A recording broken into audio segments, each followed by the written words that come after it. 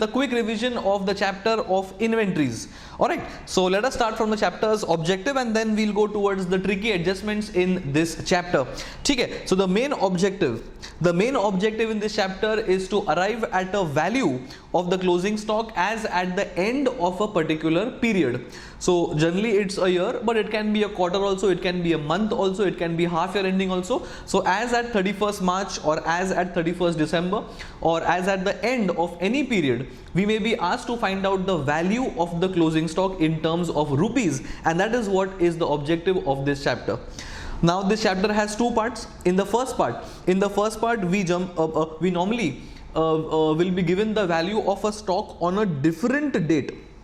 So for example, if my year end is 31st of March, then in that case we will be given the value of the stock on maybe some other date, could be maybe 10th of April, that is after the end of a particular year, या फिर it will be on the 20th of March, that is before the end of a particular period, and we'll have to arrive at the value of the closing stock as at the end of 31st of March. ये अपना है chapter का first part, where value of stock has been given on a different date and we have to arrive at the value of stock as at the end of a particular year. Second part of the chapter is to do with maintenance of a storekeeper's ledger.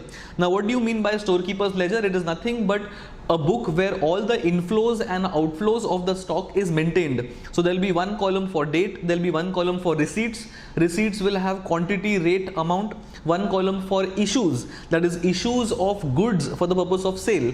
Again quantity, rate and amount, and the last column will be for balance. Again three columns, quantity, rate and amount. And ऐसा करते करते depending on FIFO or depending on LIFO or depending on weighted average method, we will have to figure out the value of the closing stock.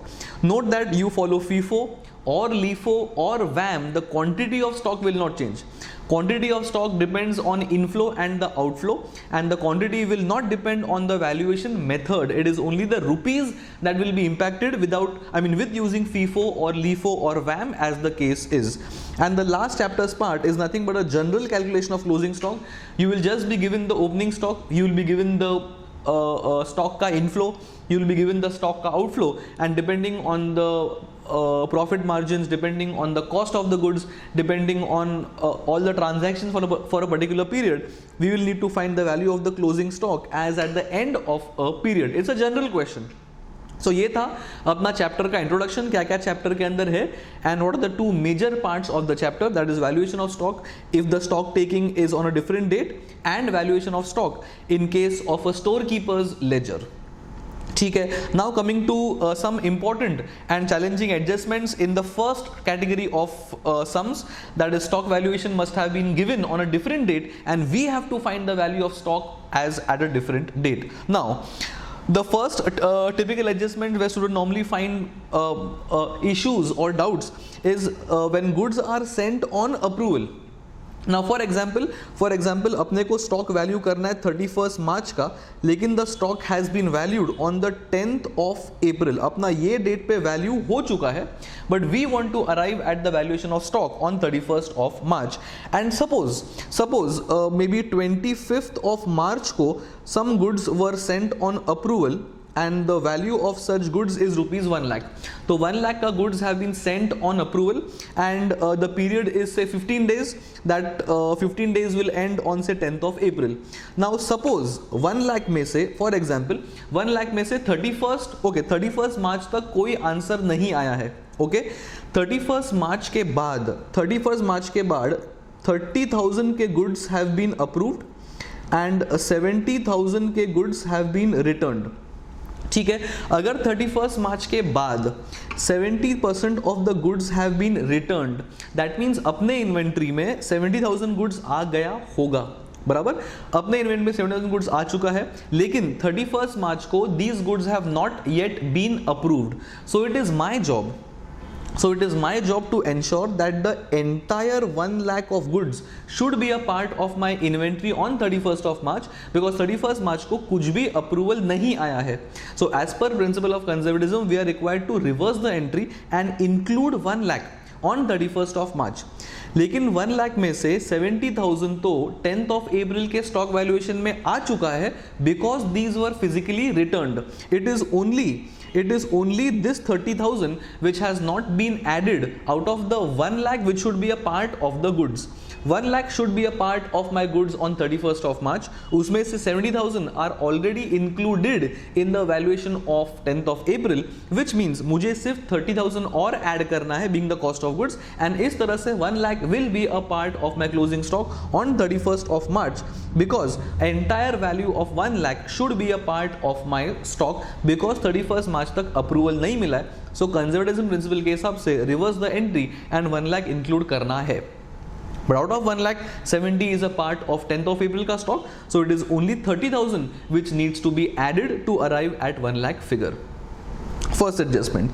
Now second, sale or sale return in the interim period. Now suppose from 1st of April to say 10th of April, समझो अपना sales हुआ है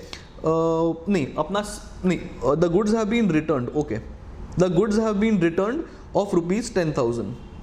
Now agar in the interim period being 10 days, if the goods have been returned, that means this 10,000 must have been calculated in the stock figure on the 10th of April.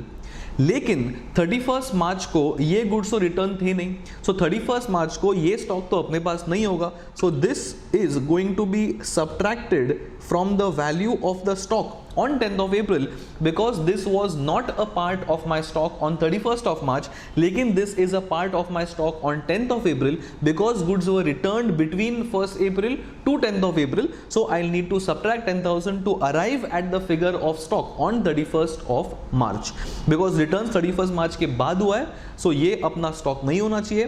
10th of April में ये stock count किया होगा, so it is my job to reduce this from the valuation of stock. That means 10,000 will get subtracted. ठीक है. Then third, goods received for consignment. Now note that this is goods received. We have not sent the goods on consignment. We are the consignee. बराबर. Again the same situation. Suppose 31st March is what I need to value my stock, and 10th of April I have valued the stock of say rupees 1 lakh. बराबर. ये अपना value of stock है on 10th of April. Now suppose I had received 5 lakhs of goods on consignment basis. I have received, okay, out of goods costing 5 lakhs, समझो goods of the value of rupees से 3 lakh, नहीं उल्टा लेते चलो, goods of the value of से 4,50,000 लेते चलो. Goods of the value 4,50,000 have been sold by us. बराबर. these sales happened 31st मार्च के पहले ओनली. चलो, so if in my closing stock 5 lakhs में से 450 हैज बीन सोल्ड, देन मेरे क्लोजिंग स्टॉक के अंदर 50,000 of the consigned goods, 50,000 of the consigned goods are in my closing stock. बराबर. Now my store keeper will simply count the goods which are in the godown. तो मेरे godown के अंदर 50,000 goods consignor के होंगे जो मेरे पास पड़े हुए हैं, but frankly these are not my goods, but the store keeper won't understand all these things. वो सिर्फ गुड्स काउंट कर देगा. मतलब मेरे क्लोजिंग स्टॉक में जो ये फिगर है अपना 1 lakh का, this 1 lakh of closing stock includes 50,000 of somebody else's goods. So the balancing figure of 50,000 is physically my closing stock. बराबर. So always remember that when we are the consignee, जो balancing figure है of the consignment sales वो अपने पास पड़ा रहेगा, लेकिन this is not my stock. My store keeper is going to count these goods and give me a figure of closing stock. So अपने closing stock में consignor के गुड्स काउंट होंगे, but they should not be a part of my stock because this is a part of his stock. So 50,000 will need to be subtracted because this is not my stock. लेकिन 10th of अप्रैल को store keeper ने इसमें stock में include कर दिया होगा. So my job is to exclude them in my stock valuation. So my job is to arrive at my stock only, not the consignor's stock, which the storekeeper must have counted. So in this case 50k will be subtracted as not belonging to me. ठीक है. Then it is goods sent on consignment. उसका उल्टा. So we have sent, for example, we must have sent goods costing say 2 lakhs. We must have sent goods costing 2 lakh to a consignee. Now we are the consignor, he is the consignee, and suppose he he has sold goods amounting to 1,20,000, I mean goods costing 1,20,000 उसने बेचा है. Can I say that goods of the value 80,000 are in his godown being the consignee? Definitely yes. But this actually belongs to me being the consignor? Definitely yes. But my storekeeper is not going to go in the consignee's office and count the stock. वो अपना ही stock count करने वाला है. ये stock तो उसके पास है, consignee के पास. So it is my job to add the amount of 80,000 as consignment goods which should be a part of my trading account because ये मेरे goods है. Whatever is the value of the stock given by the storekeeper on 10th of April, for example, those goods will never include these goods because वो अपने godown में है ही नहीं. So it is my job to include these goods in my account. So whatever is the value of the stock on 10th of April, I will add the figure of 80,000 so as to get the value of the goods that belong to me in my trading account. Simple. So in case of goods received as a consignee, it is my job to exclude the consignor's goods from my godown. In case goods are sent and I am the consignor, it is my job to include his closing stock in my stock position. So I will add them in my closing stock value. ठीक है. Then there is something called as slow moving items which are sold at reduced prices. Now this is something which is a little complicated. Let's take example, let's talk in terms of numbers. Suppose तुम्हारा sales हुआ है rupees 1 lakh का. ठीक है. Now this is obviously at selling price. Now suppose the margin is say 20% of sales. That means obviously ये goods का cost है 80,000. बराबर. Now these are the sales obviously in the interim period, say 1st of April to 10th of April. Now अगर this is the only adjustment, then 80,000 का जो cost है, these goods will not be in my closing stock calculation on the 10th of April because these goods are sold.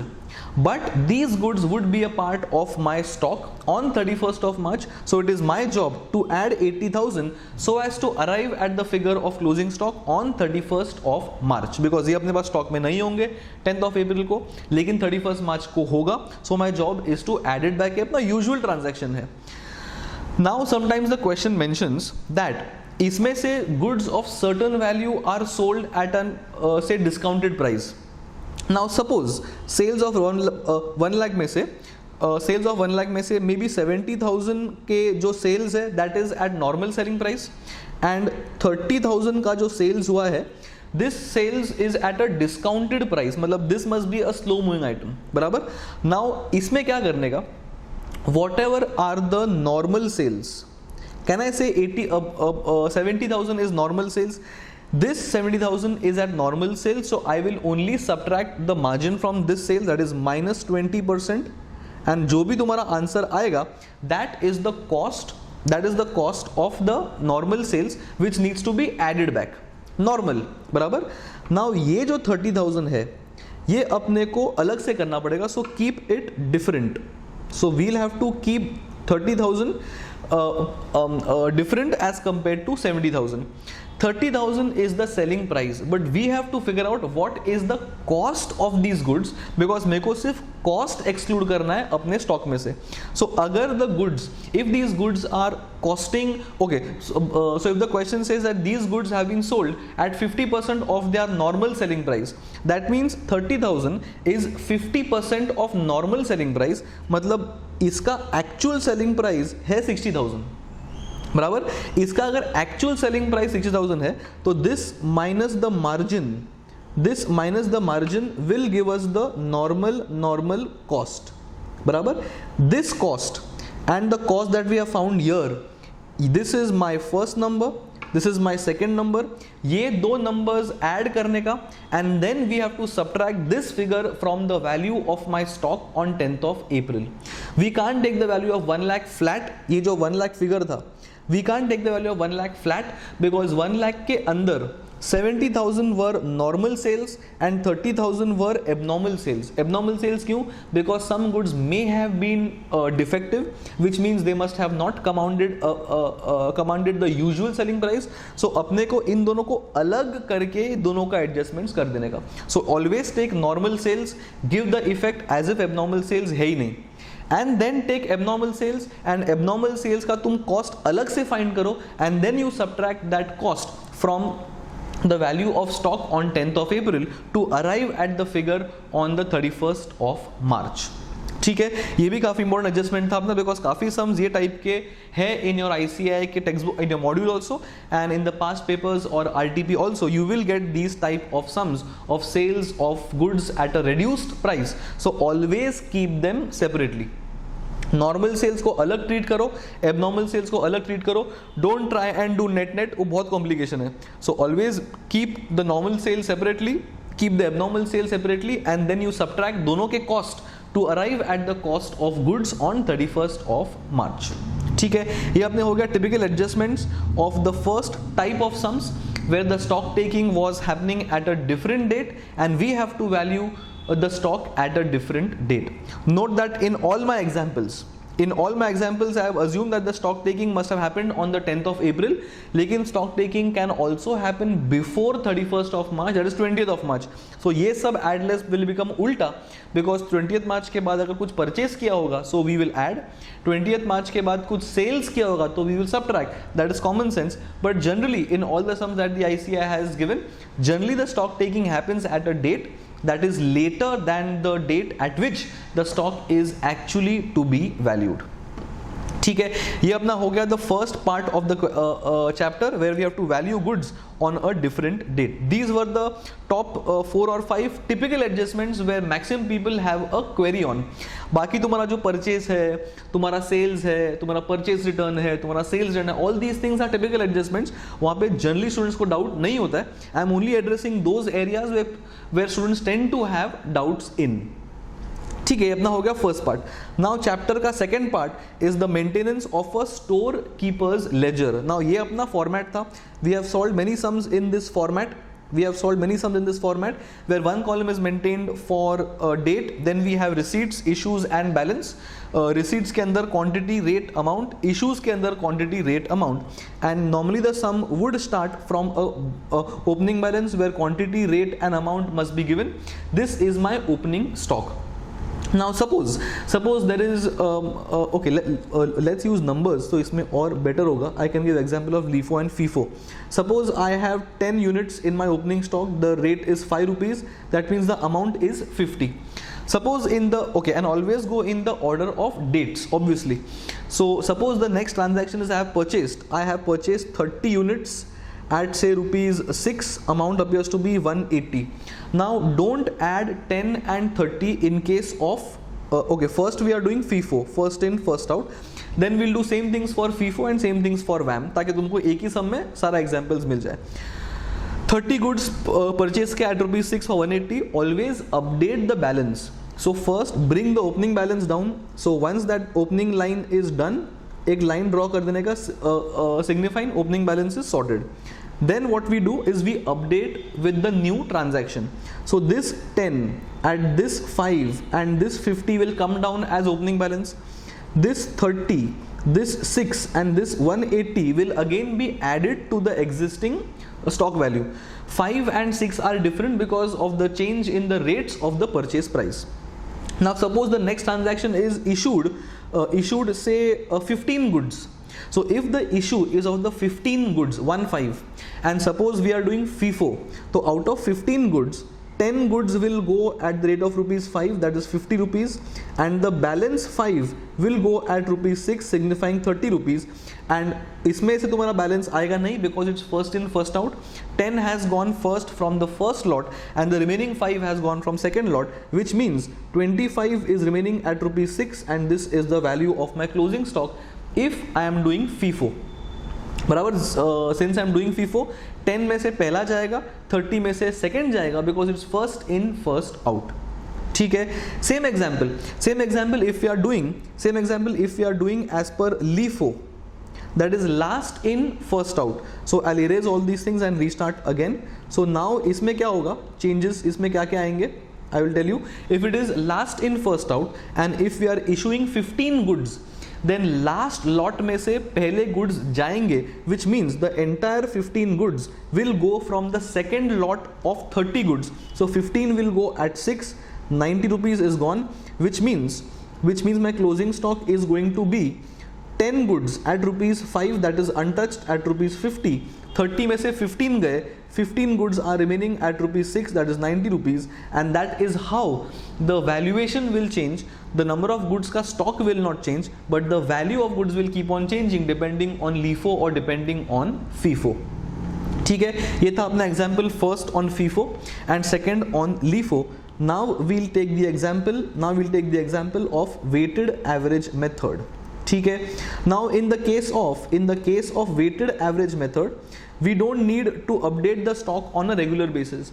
In the case of weighted average method, since I need the weights or the average stock giving weights to my quantity, in that case simply add the quantity of your receipts, which means my opening balance was 10 at rupees 5.